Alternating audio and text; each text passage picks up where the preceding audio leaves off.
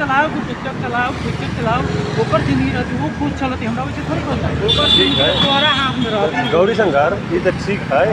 तो बताओ तो अपने अपने अपने परिवार के जीवन खुशहाल कर भाई अपने गौरी शंकर भन्नुस् त तपाईँ आफै सोशल मिडियाबाट दूर हुनुहुन्छ तर आफ्नो वाइफ हुन्छ जुन तपाईँको गर्लफ्रेन्ड हो तपाईले त्यसलाई भन्नुहुन्छ कि तिमी खुशहाल जिन्दगी जियो फेसबुकमा आऊ टिकटकमा आऊ तर तपाईँ किन आफै सोशल मिडियाबाट टाढा हुनुहुन्छ तर आफ्नो वाइफलाई अगाडि गर्नुहुन्छ भन्नुहोस् त के छ कि यहाँ तपाईले त्यहाँ पनि आफ्नो वाइफलाई महिलाको अधिकार 33% दिनुहुन्छ भन्नुहोस् त केही धारणा छ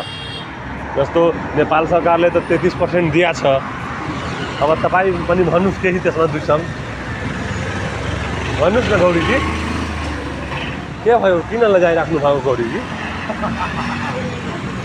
हाँसिराख्नु भएको छ तपाईँ भन्नुहोस् न मेरो युट्युबको केही जनताहरू तपाईँसँग के जान्न चाहन्छ केही अपेक्षा ल भन्नुहोस् अब यसमा मेरो धारणा के छ ल भन्नुहोस् तपाईँ गौरी शङ्कर पहिला त आफै त्यो सोसल मिडियाबाट भइरहेछ तर उहाँको भनाइ के छ भनेको मैले सोधेँ उहाँलाई कि आफ्नो वाइफलाई सोसल मिडियामा भन्नुहुन्छ उहाँले के भन्नुभएछ कि मलाई सोसल मिडियामा आउँछ तर मलाई आपत्ति छैन अनि मान बिहानको दिनमा सोसल मिडियामा भिडियो धेरै सेयर हुन्छ अनि केही सेयर गरियो एआईको जमाना चाहिँ केही गरियो भने बिहानको दिनमा तपाईँको वाइफले त्यो